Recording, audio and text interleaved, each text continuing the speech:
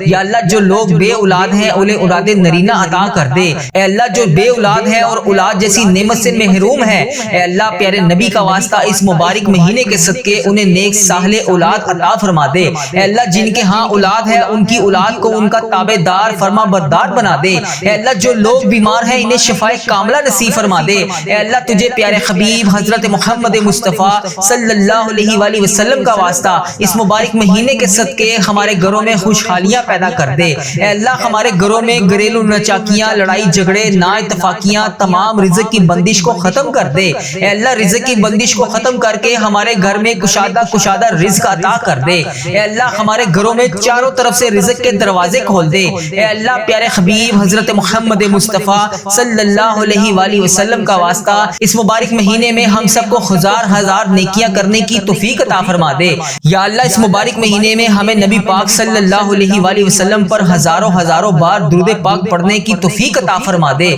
اے اللہ پاک، اے میرے پروردگار ہم سب سے راضی ہو جا۔